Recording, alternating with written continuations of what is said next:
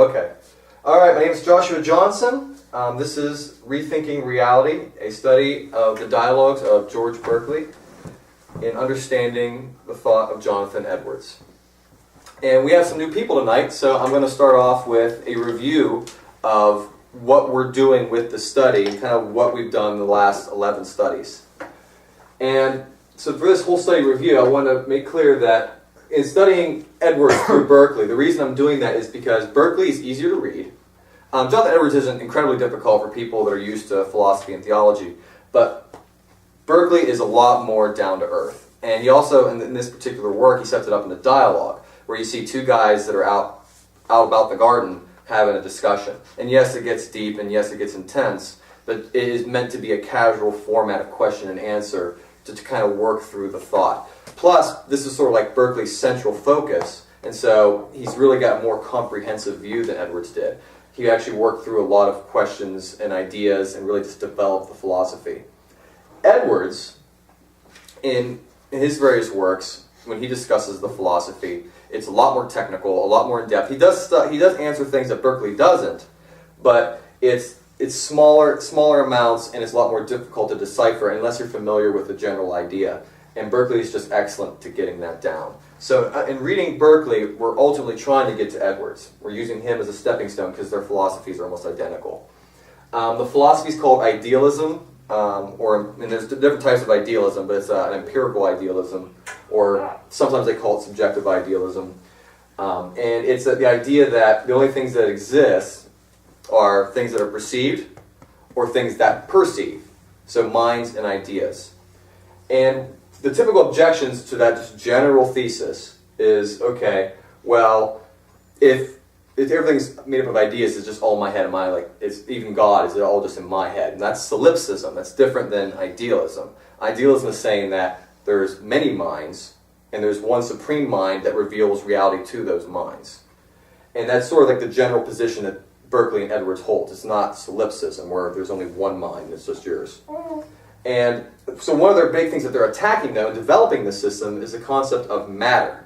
And matter here is a philosophical definition of matter. Typically, in Western culture, we use matter to refer to just physical objects, that we would, like a chair is a material object. Well, this is not what they mean. They'd say, well, I believe in a chair, but I don't believe it's made of matter. I believe it's made up of sensations which exist in a mind. By matter, the philosophical definition, I don't have it written here, it's something that is self-sustaining, mind-independent, basic, and fundamental. And so it's the building block for everything.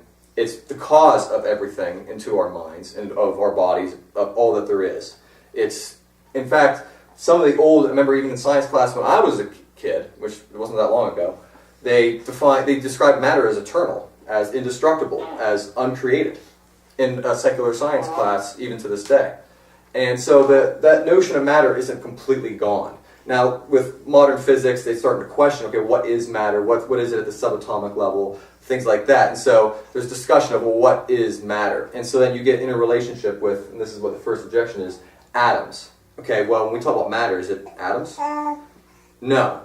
The philosophical definition of matter doesn't apply to atoms because our knowledge of atoms has come by experience. We've used instruments, technology, even subatomic particles with like Erwin Schrödinger shooting it through like a special type of beam.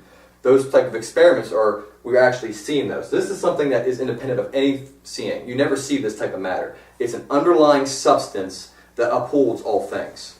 That's the notion that is being attacked here. It's the philosophical definition of matter. So two knee-jerk reactions that come across this general view.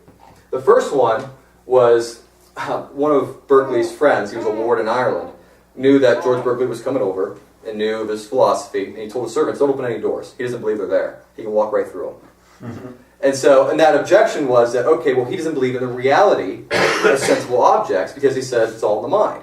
But that's not what Berkeley's saying. What Berkeley and Edwards are saying is that they don't have existence outside of any mind. Right? They have existence in created consciousness or uncreated consciousness.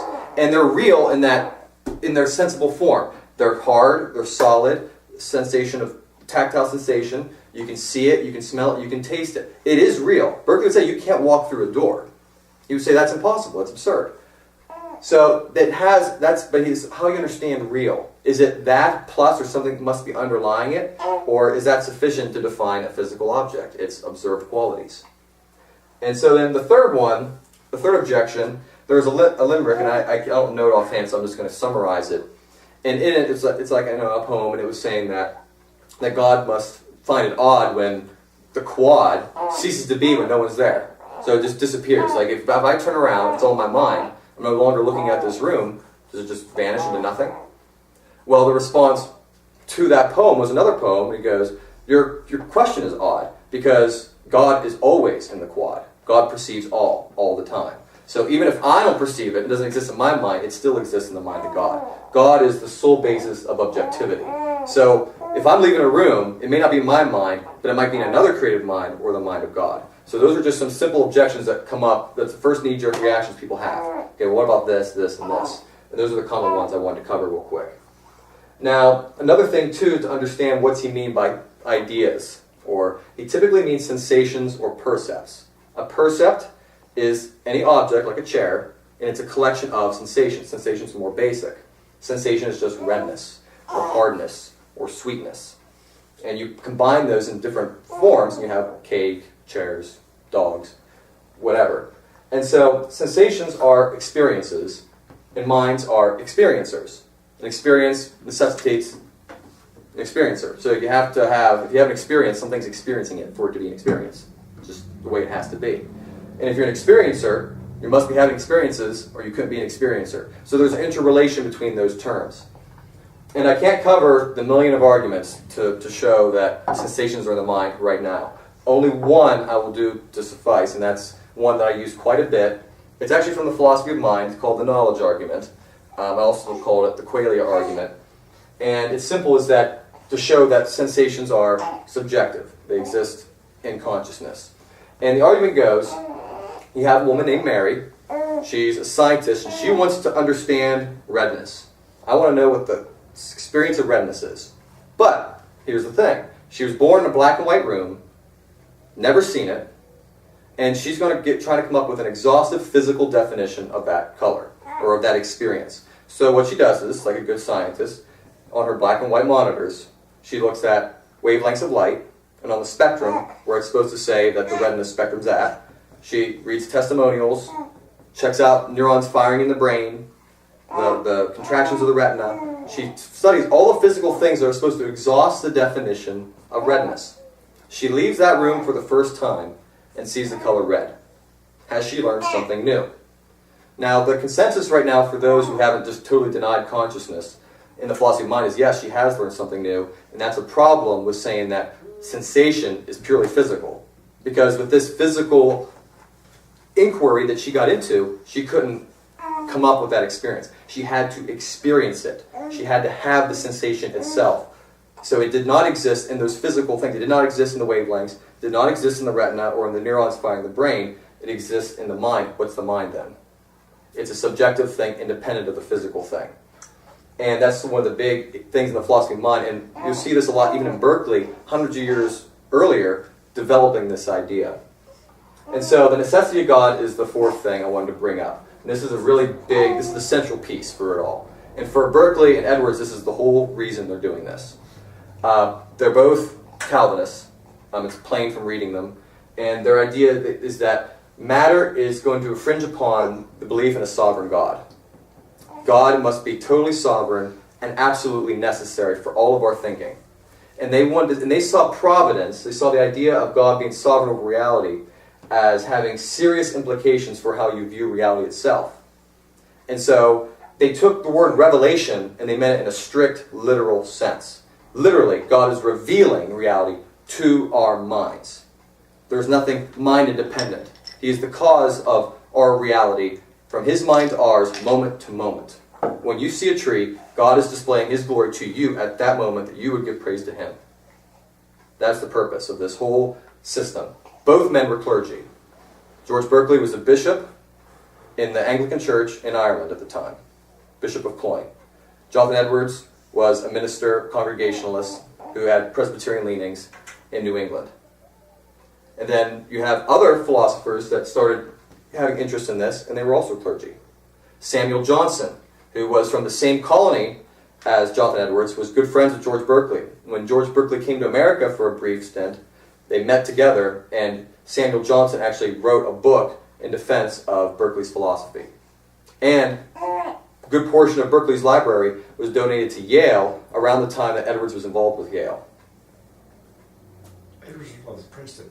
Well, yes, he was. He was the second president of Princeton, but he went to school at Yale. Right. And actually, later on in his years at Yale, he ended up taking over the library and helped coordinate getting donations from all over from ministers in New England. And during this time, when Berkeley was visiting, he donated a large portion of his own works to that library. But there's been no, in writing, definite correlation between the two men. Most people have speculated that they influenced one another. They were reacting to the same men. They were both reacting to John Locke. They wrote a lot about John Locke. You can't read Freedom of the Will 10 pages in without hearing John Locke's name. They both were reacting to these men and reacting to the same thing: atheism, skepticism, and what they saw as a road that was going in the wrong direction. Berkeley believed that the belief that matter is the fundamental essence of everything would lead to skepticism and atheism in the sciences and in religion. I think we just need to look around and maybe see that maybe that prediction was true. So that's the whole basic review of what we got here so far. There's a lot of more interesting things we're going to throw in later, but the general idea is that for the necessity of God, I'll cover that real quick, one more thing. With the necessity of God, they would say God is necessary because if sensations only exist in the mind, and I have new ones, where did they come from? One of Berkeley's arguments was, something cannot give what itself does not have. Matter doesn't have experiences. It's not an experiencer. It can't give me experiences. Only an experiencer could. The one that has all experiences. One that's omniscient. And if it's the cause of all experiences in me, and therefore the cause of me as an experiencer, that being is omnipotent. And so the idea is the supreme mind that he called God. Now, Berkeley's definition could be shared with Islam. And I could make that, that criticism of him. But Jonathan Edwards goes a step further. He would say, and we're not going to cover this, I haven't covered it yet, I'm going to cover this in later studies. He would say that if God is omniscient, omnipotent, he must also be triune, necessarily. And we're going to be covering that in a later study. But this is sort of just giving you a review where we're at, why we're doing the study, and what might come later. So, for the last study, two of you folks were here. I'm just going to give you a brief review of that.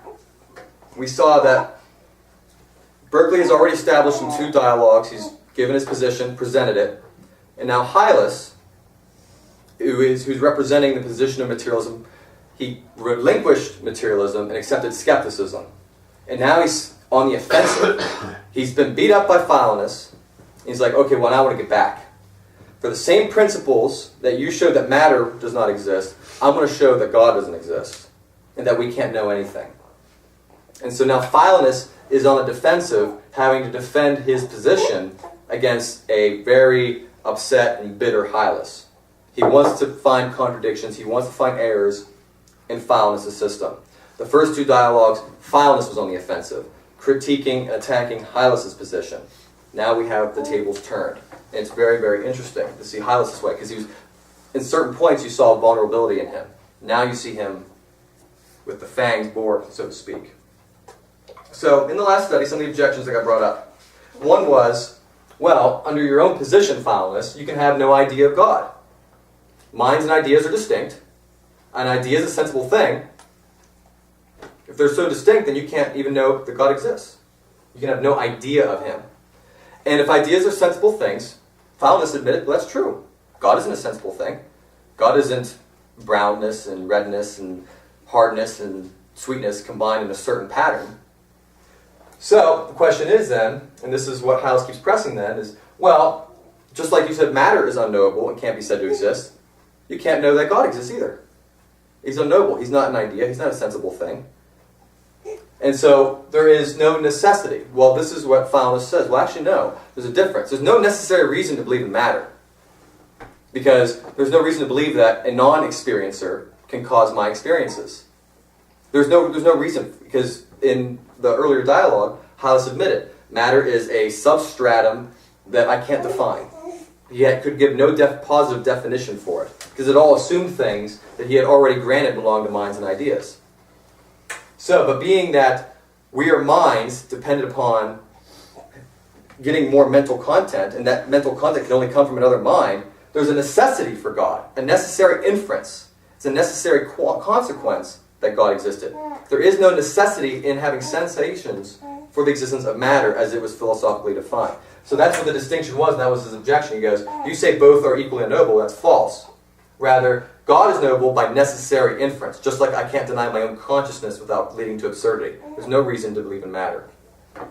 And then so they decided to put the test to common sense. And Hylas was pretty confident. He's like, well, everybody believes in a mind-independent reality.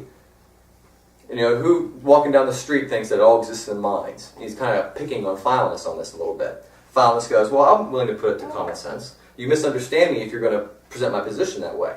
He goes, ask the farmer out in his garden how he knows that cherry tree he's working on exists. He'll say, well, I'm looking at it, ain't I?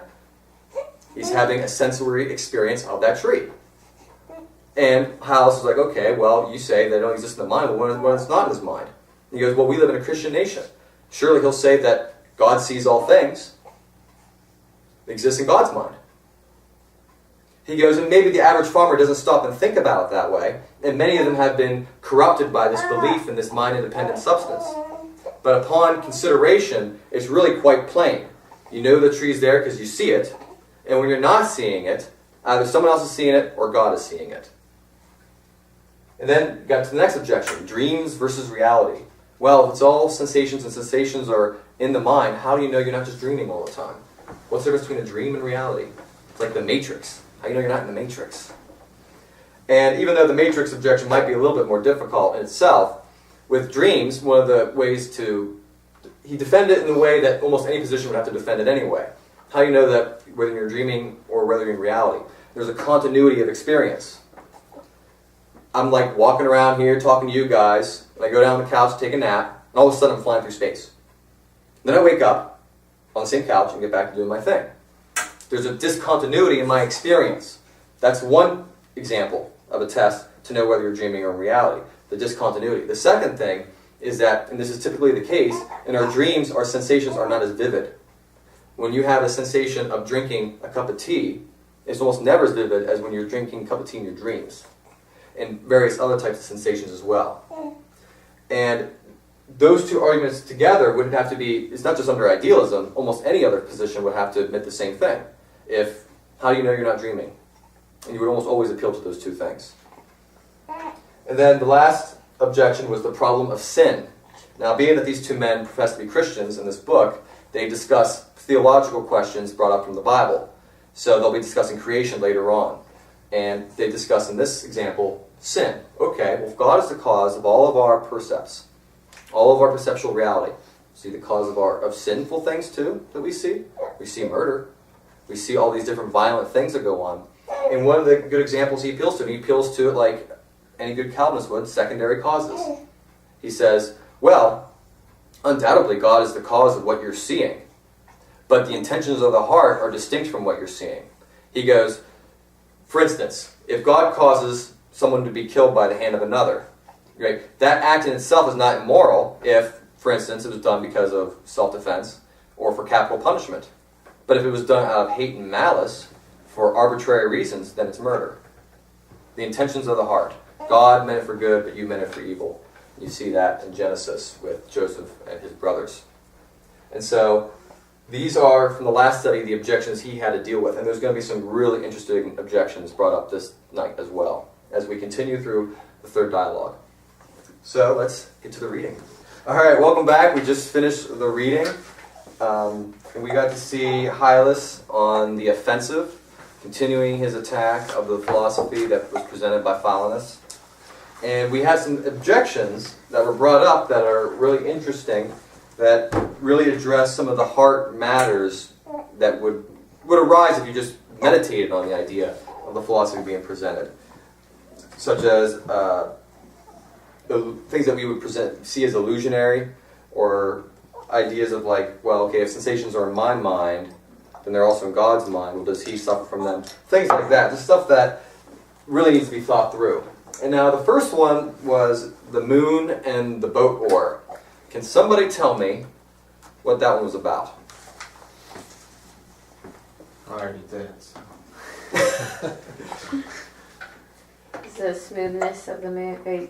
The moon being far away looks smooth or something. Plain lucid surface. And about 1 foot in diameter. Uh-huh. And, there's a tower. And then the oars look bent. You're right. Okay. This is also, in philosophy, it's called non-vertical images. Veridical, it's not vertical. But in that, it's talking about, okay, the way we perceive things isn't always the same as, let's say, we get closer to them. Now, what Hylas is doing with this is he's saying, okay, well, when you look at a stick in the water or a boat oar, it appears bent. Is that really how it is? And so there's a sort of like a trap in this, because what Philonous was saying is, okay, God's revealing the sensations as they are. They're real as we perceive them. That's how they are. And then Hylas is coming and says, well, the boat oar's not really like that. It's not really bent. And so what Philonous, though, responds, he really kind of just turns it back on Hylas and says, well, actually, you're kind of assuming something that's not really being assumed here. And how does he answer him? Does anybody know the answer? What he immediately perceives. Uh-huh. He says he's correct. He's correct in saying that he perceives the oar as crooked. Aha. But he wouldn't be correct in assuming that if he were to draw the oar out of the water, Correct. he would That's continue it. to perceive it as crooked. You're right. So Hylas is trying to trap him and say, okay, well, the way you perceive it is not the way it is. But see, Philonous isn't falling for that. He's being consistent with his own system. He's saying, no, actually, you are perceiving it crooked. When you're looking at that oar in the water, it's crooked. That's what you're seeing. So the issue isn't that's not how it really is. It's that if you add another sensation into the mix, then now you're picking it up. If you are to assume that it would remain crooked, that is where the mistake is making a false inference, not in denying what is plain. It's plain that it appears bent. It's plain that the moon appears small to you.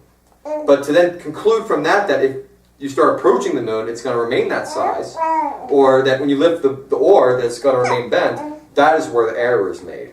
It isn't made in the actual, adding of inferences to the observation, false inferences.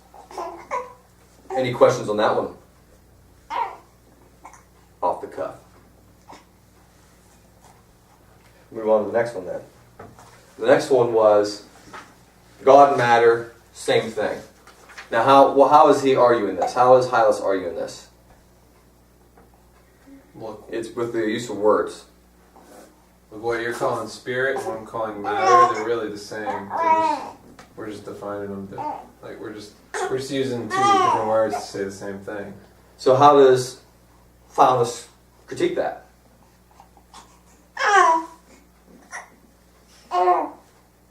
Technically, it's a fallacy. It's ambiguity. He says, well, actually, does it make any sense to call something that is defined one way by everybody, then to just change the definition on it? How is that helpful? It's like postmodernist. You're right. It is. But it's fallacious reasoning. You take a common definition, I'm just going to use it in a different way and say it applies. He goes, does anybody define matter as unextended? And then Hylas would have to say no. And he says that, no, I believe that this matter is unextended. Do you believe it's active? Yeah, it's active. It has to be causing these things in us. It has ideas. So you're defining matter as basically an active, conscious thing that is not extended in space. Because you're defining it as no one defines it. You're defining it like I have defined spirit. He goes, oh, well, fine. I'm not going to call it that then. I'll call it a third nature. So, what's the critique against the third nature? Why is the third nature why must the third nature also be spirit?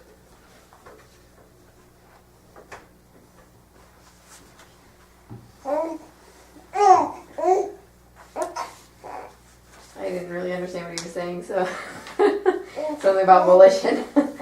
Okay. Well, just to give it away, with the relationship to this thing, okay, he's saying, okay, well, it's causing ideas. They both agree on that so far, okay? This third nature is causing ideas in me.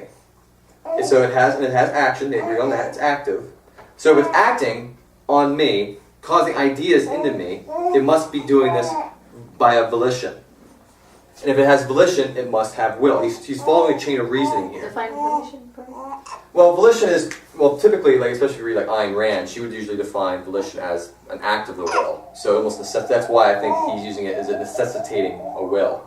So when you say that someone is acting of their own volition, they're acting by their own act of will to do something, like by their own decision-making process, their own thought process. So if this third nature has ideas and is causing them into me by an action, it is doing it by an act of will, by a volition. There's a reason it's doing it. And it has a will, and if it has a will, then he keeps following that line of reasoning back. And essentially, he begins to exhaust the definition. He says it has all ideas, it's sending certain ones to me in a certain pattern, and it's understanding, will, volition, all-powerful, all-knowing, unextended, active. He goes, well, what is this third nature? This third nature must be spirit, as I define it.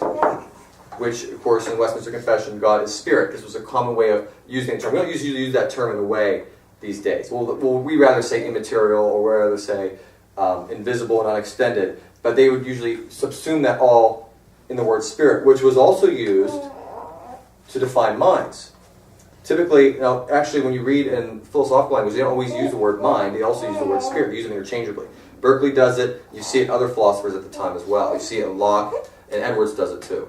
So sometimes it gets confusing because in our culture we think of spirits as almost like ghosts or phantasms, like the big spirit in the sky. This is sort of like what we see when we read a text like this. But that's really what he's getting to, saying God is spirit.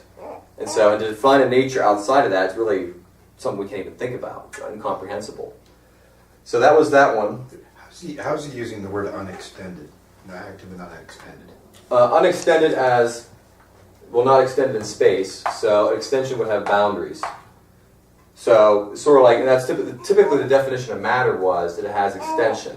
Like Greg Bahnsen used in the debate with Gordon Stein, he was being asked about what he meant by immaterial, and he says, well, not extended in space.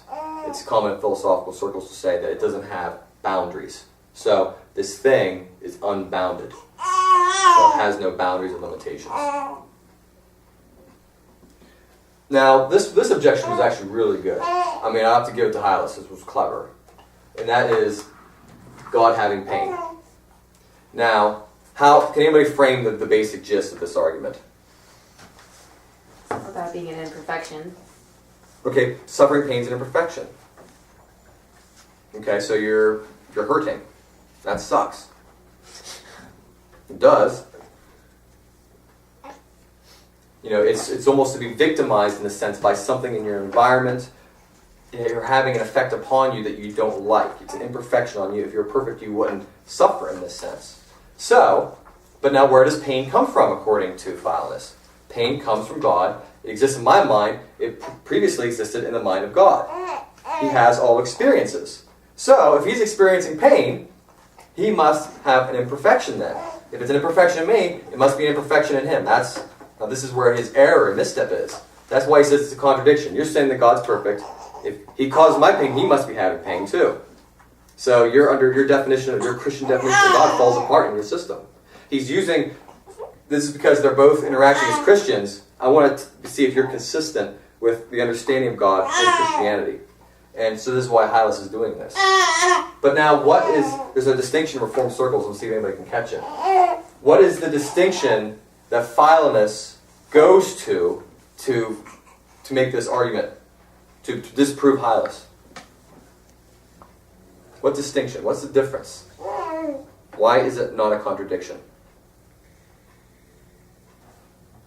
I'm sure some of you guys have read Van Til.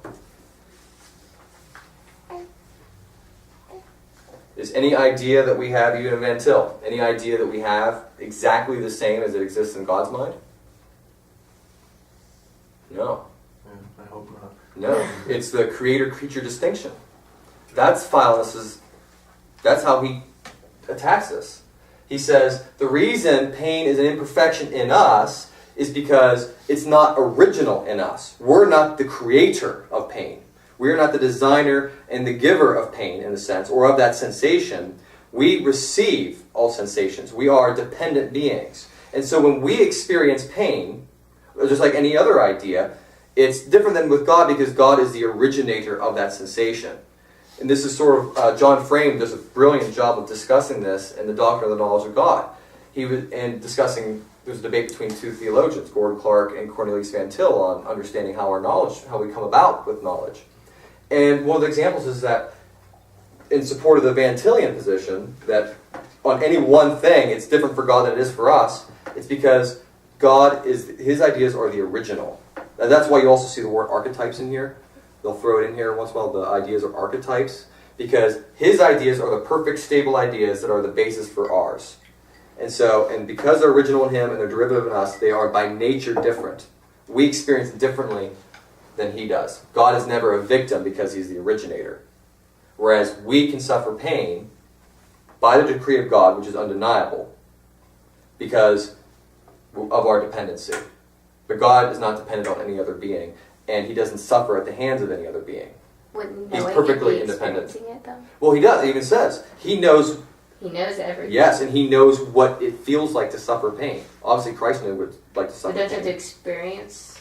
Yes, he does experience it, but he doesn't experience it as a victim. That's the difference. He knows what pain feels like. He knows everything. It's not because of an imperfection or a sin. You're right. It's not because of an imperfection or sin. It's not an imperfection of God because he's the originator of it. He knows what it feels like, and he communicates it, and he decrees it. But because of his independence, it is not an imperfection on the part of God, but it is an imperfection on us because of sin and because of our dependency. It's not part of his character either. No. Well, Christ suffered pain. You're right. Well, yeah, once again, Philonous will make clear that he's not denying that. I'm not denying that God experiences pain. But you understand that his experience of pain is not the same as our experience of pain. There's a creator-creature distinction. And this appeal was very important, and it's just by the definition of the minds. A supreme mind and a contingent mind must experience differently, by nature. They're very different.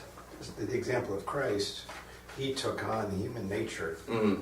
So he took on a nature not of his own, You're right. a nature of the Creator, for a greater purpose. So he was experiencing that like we would experience it. Oh yeah, Right. suffered as we suffered. He took on the likeliness of physical flesh. So it's really it's very interesting. We're getting into the mysteries of Christ, so I think that'd be for a different study. But yeah, we're going to have to move on to the next one. And now this one here is one of the more difficult parts of this whole section. And it's kind of weird that he even brings it up. I think, this is maybe a criticism I can have of George Berkeley. I think George Berkeley maybe was running out of good arguments to throw in there to criticize. Like, I want to have more, try and invent critiques of myself. And this one I think is just terrible. And of course it is terrible because the way he refutes it as it's terrible. But the idea is that, okay, the law of gravity. What's the law of gravity? Especially during this time when Newton was huge. It might have changed now under relativity. But, fire! Wait a second. Just in our minds. Oh, no! Nice! Is this right across the street? It's right here Yeah, it doesn't make any sense. The fire station's there. with the alarms right here. Firehouse. In the parking lot. They love us here. Welcome to the neighborhood. It's funny, our first apartment we lived by a fire station. We had to close our windows every time it went off. Yeah, it was right next to our windows, that place. Sounds like it's on the playground. It is. But it's actually right on the playground. Well, like right next to it, yeah. Oh, wow. Yeah, in the parking lot. Scare the kids to death. I think it's supposed to be, I think it might be the curfew ring. They have to go home. There's supposed to be a curfew for that parking lot. Not that they I listen. thought that was a different. I don't know. So. Well, anyway, so going back to this. So do I need one of those to go off at 11 in our house? For gravitation, okay, so for the law of gravity, it's objects move in relation to their mass. And this is where he's getting with mass. This is what he's saying about how much matters in it. He goes, they move in relation to how much matters in them. And he goes, doesn't that show that matter exists? It's kind of just throwing it out there. But isn't it a law just made by observations? Well, that's what Philonous' point is. He goes, and you're begging the question to slip in the philosophical definition of matter. It's not like a force. It's Yeah, it's not a force like that. It's a law describing what's observed. But what the issue is that's the begging the question. He took the philosophical definition of matter, which is a substratum that you can't even define, which was his problem in the second dialogue. He couldn't even give a definition for it. So he slips in and he goes, well, the amount of matter, you couldn't even define it in amount. He couldn't even define it as an individual particle or a whole substance. He couldn't come up with a positive definition for it. And so what ended up happening was, in this, he's like, well, I'm going to slip it in and see if old Philonous will catch me. So he goes, okay, well, objects, they move based on the law of gravity in relation to how much matter is in them. And so that does not prove matter. And so Philonous is like, well, you're assuming in your premise what you're trying to reach in your conclusion. Isn't that begging the question? And then he tries to twist it on it. He goes, and Philonous doesn't have any of it. He goes, that's ridiculous. I do not deny that the solidity or the density or any of these sensible qualities of the object seem to have a relationship to how fast they move when they're dropped. This is plain from observation. That is what the law of gravity is. It's observing what we know from experience. He goes, but the idea that this somehow proves some undefined, mind-independent substratum stuff, that makes no sense to me. And this is sort of going back to earlier when I said about the difference between matter and atoms. Okay, so the amount of atoms, that we can detect using instruments to help our senses, okay, that's different than what matter is. Matter and atoms are not the same thing. Now, and then this one was the World Deceit. Now, this is really good. You see a lot, because in this book, and because even with Jonathan Edwards, you see this a lot too, in the philosophical writings of Jonathan Edwards anyway, they don't always bring up constantly, they're not always constantly going back to, okay, well, this is what the Bible says about causation, or this is what the Bible says about mind-independent stuff, or, because the idea with them is okay, my audience is Christian, this is a Christian era, okay, this is when the Enlightenment was just really starting to take root. It was mostly in the academic circles, and it was just filtering down into the regular people. And for them, it was like, okay, well, I don't need to spend a ton of time having to expound on this. If there's an objection to it from the scriptures, then I'll go down and deal with it. But I'm assuming that as my presupposition.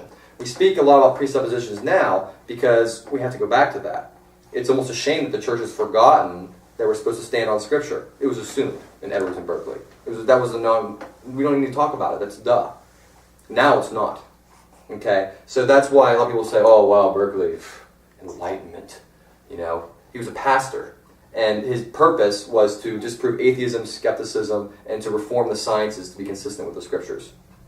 He wasn't trying to just argue off of reason. He assumed scripture and its validity.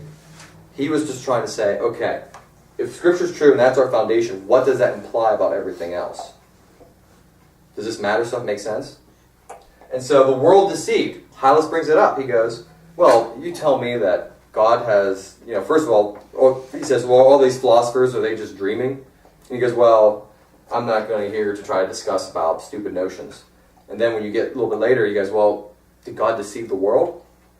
And he says, you show me, because it's clear that God reveals in special revelation, he says it specifically, and in nature.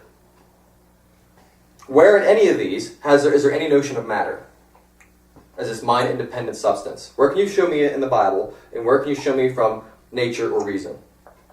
Can you show me matter in any of those two places? So we're not deceived. We come about it from our own stupidity, is the conclusion.